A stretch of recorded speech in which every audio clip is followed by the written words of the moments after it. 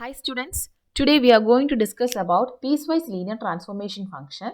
As the name implies, here transformation function is applied on a certain range of gray level value as given by the transformation function. First case is contrast stretching. So what do you mean by contrast? It can be said as the difference between the highest and the lowest gray level value. Here we can find an image in the figure. This is A, B, C and D. Okay, B is a low contrast image. It can be result of the poor illumination or the lack of dynamic range in the imaging sensor of the acquisition device. This is a better contrast image, but that is the result of this applying this contrast stretching transformation function. Here the details are more visible. So what about this transformation? Here we can find R1 S1 and R2 S2. So the log contrast is now mapped to a dynamic range. After applying this transformation function, we can find this, and the shape of the transformation is defined using the values R1 S1 and R2 S2. There are two cases that we can derive from this transformation function. First one is the case when R1 equals S1 and R2 equals S2. Then if R1 and S1 are equal, okay, if R1 and S1 are equal and R2 or S2 are equal, we will get a linear function. Okay, we will get a linear transformation function. So we don't have much use for that. And derived from this, we have another transformation function when R1 equals R2 and S1 equal to 0, S2 equal to L minus 1. What is that? R1 is equal to R2. So we will draw it.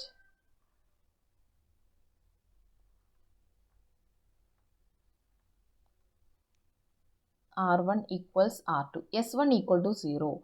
So S1 equal to 0 means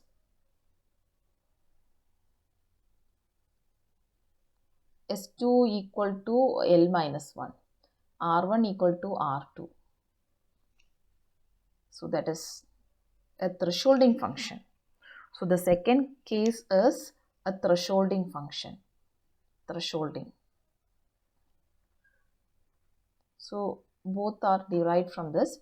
This is the result of applying thresholding. D is the result of applying thresholding to the low contrast image. So we have only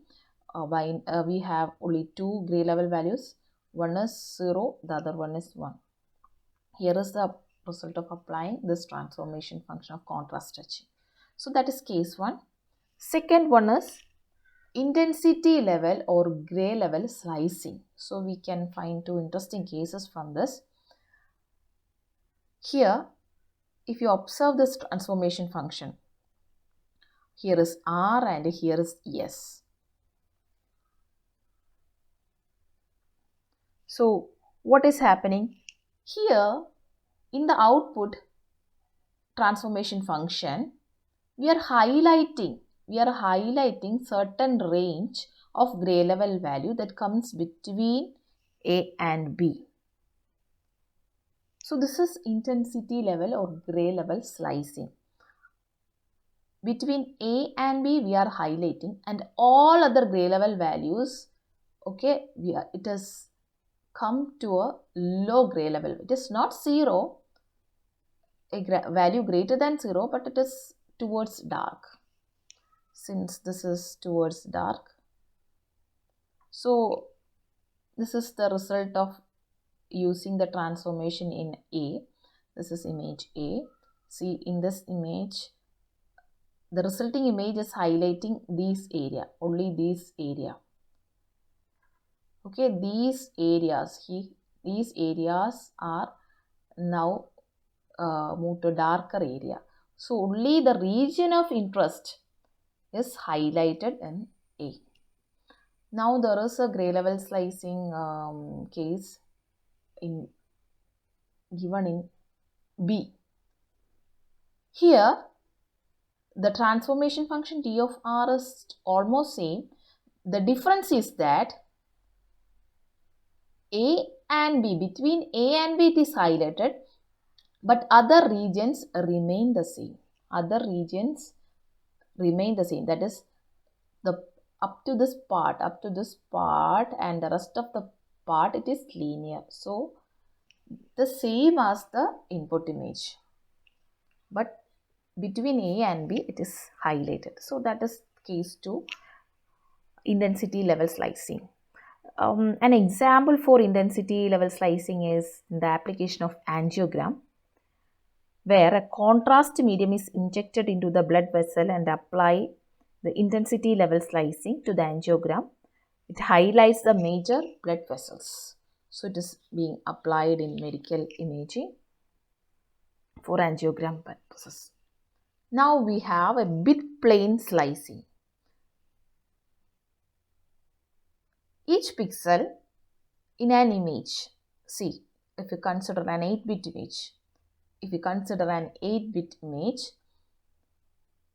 each pixel in an image is represented using 8 bits. So we have gray level values ranging from 0 to 255.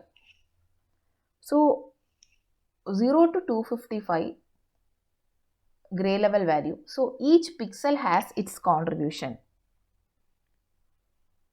So instead of highlighting intensity level ranges, we can highlight the contribution made to total image appearance by a specific bit.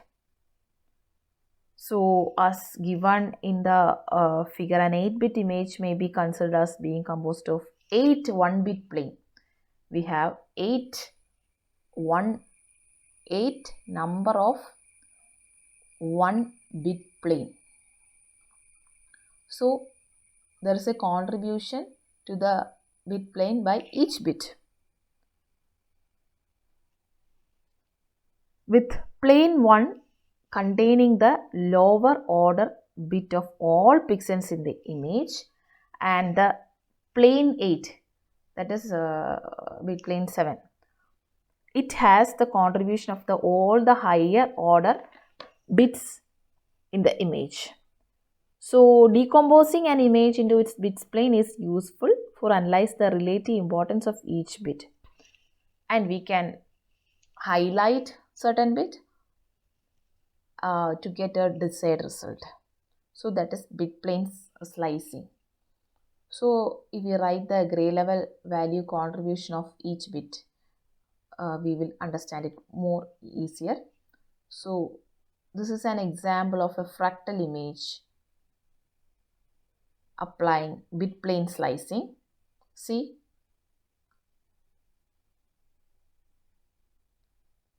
each image bottom we have a number. This number at the bottom identifies the bit plane.